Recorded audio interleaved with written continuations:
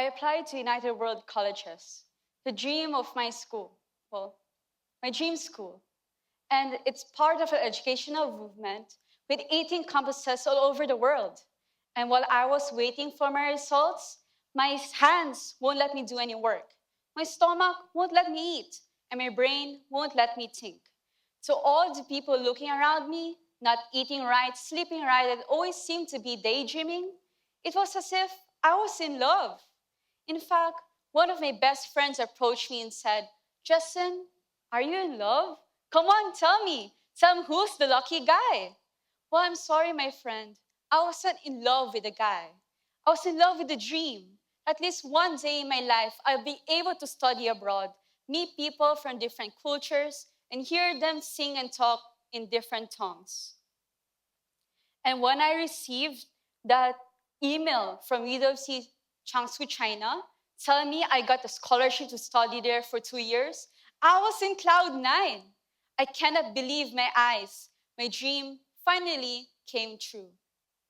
So I was so excited. I gave them all the necessary documents, student visas, and I was ready to go. And then COVID-19 pandemic hit. China informed me, "Jeslyn, I'm so sorry. Because of the pandemic, we won't be able to issue new student visas." So I told myself, it's okay. Let me apply to my local schools. And they told me, "Jeslyn, thank you so much for your interest. Unfortunately, you missed the enrollment dates. So you need to wait for the next academic year." And my heart sunk when I heard the news that our incumbent president is entertaining the idea of shutting down all schools nationwide in order to manage the pandemic. I was in frustration, and I really don't know what to do with my life. I tried so hard to have a better education, only to end up with none.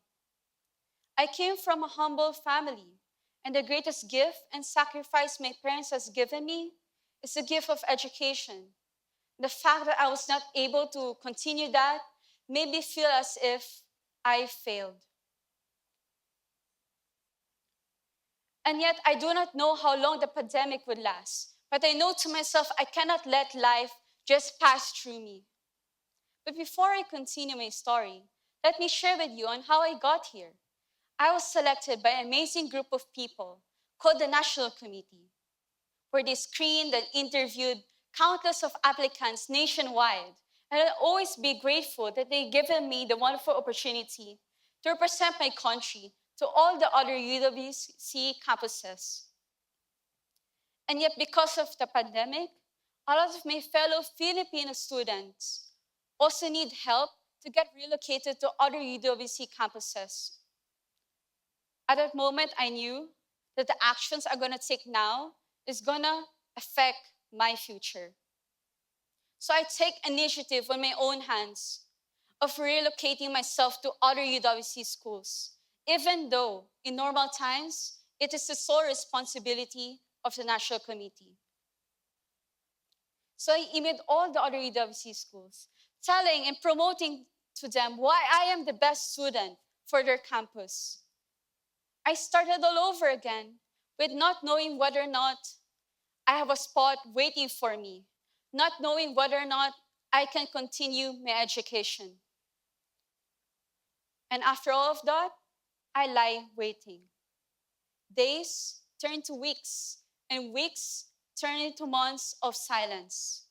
Until one day, I received a phone call. Ring, ring, ring. Hello? Hello? Is this Jeslyn Jerota? Yes, that's me. I'm here to inform you that after looking at your personal and academic profile, I'm pleased to announce that you are being granted 2 years full scholarship to study here in UWC Singapore. All you have to do is to be here within 5 days. Within 5 days is all I have in order to do all my student visas, my travel applications, everything I need to study in a new country, where days and nights just merge into one until at one moment in time, I I have my passport in one hand and my foot stepping into a plane who's going to fly me to the school of my dreams, UWC Singapore. And while it was exhilarating, I would also say it was within those 5 days, the lowest moments of my life. Because within those 5 days, I have people who love me from the bottoms of their heart, feed me with doubts. Jeslyn, are you really sure you want to leave your family in the middle of the pandemic? Jeslyn, are you sure you want to go to a new country with nobody by your side, to go and enter a new educational system, and to be living with strangers? But the doubt that almost killed me was when one of my loved ones approached me and said, Jeslyn, because of the pandemic, a lot of countries are shutting down their borders. The moment you leave, you might not know when you can return. With all of these doubts shone upon me, I almost said no. I almost said no to continuing my education. I almost said no to achieving my dreams. I almost said no to this once-in-a-lifetime opportunity of meeting people from all over the world. I almost said no. But what made me say yes? Because ever since I was young, I've already known the brilliance and the intelligence of the Filipino people. And yet, there seemed to be always stuck in the social cancer and cycle of poverty, simply because they do not have the educational means to continue and reach their dreams. So I made a promise to myself that one day I need to get out of this country, meet people who think differently from me, that one day I'll be able to have the idea, bring it back to my country, which is going to propel it to the golden, better tomorrows. And within these 5 days, I was in doubt. I was asking myself, why am I trying so hard to fit into this UWC? I believe in my own strength of character and intelligence. And I'm pretty sure there's another international school out there waiting for me to apply. But the reason why I chose UWC is because I believe in its mission and their integrity of making education a force to unite nations, people, and culture for peace and a sustainable future. And I'm very much happy to be here in UWC.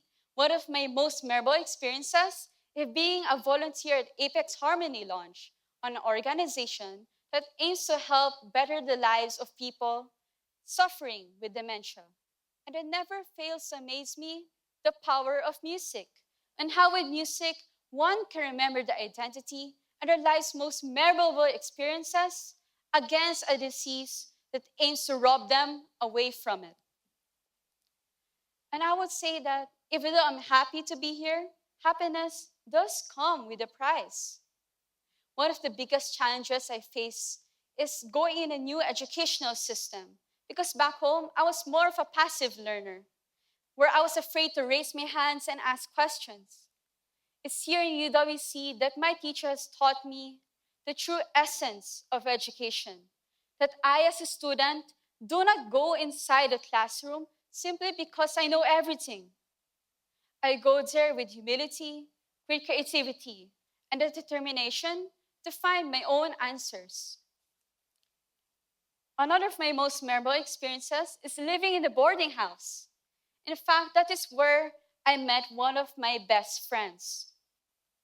She's Estonian, and our friendship started as being roommates last year.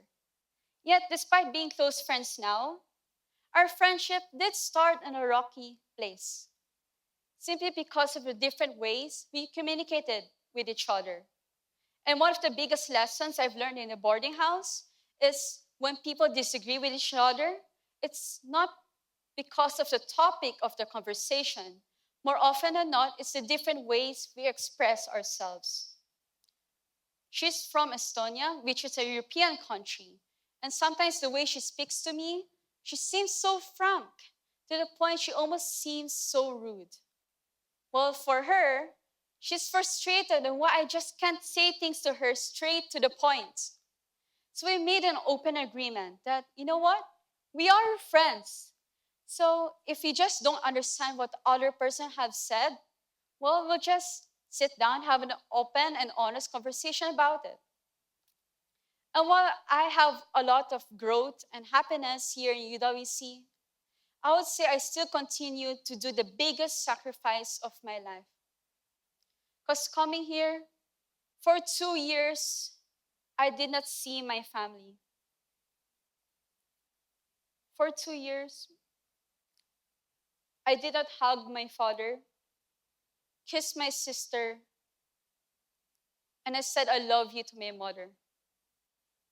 For 2 years, I was away from home. And that was a sacrifice I was willing to take to be here and to stay here in UWC. In fact, one of the greatest lessons UWC has taught me is the importance of service. To never forget the people who has helped you, place you to where you are right now. And to me, those are my fellow Filipino people.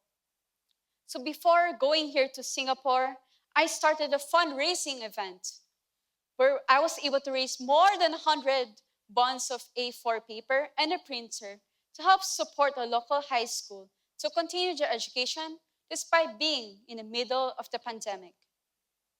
So why am I sharing you this story? Because I want everyone here to know that opportunities don't just fall from the sky. In fact, opportunity is a lady who doesn't want to be kept waiting. So the moment you have the opportunity to achieve your dreams, grab it, make it yours. In fact, when you don't have one, make one. Second, when you want to achieve your dreams, ask yourself of the sacrifices we need to take to achieve those dreams. We all know of the physical sacrifice of being away from your family and your friends. But another type of sacrifice that we often neglect, but is equally important, is emotional sacrifice.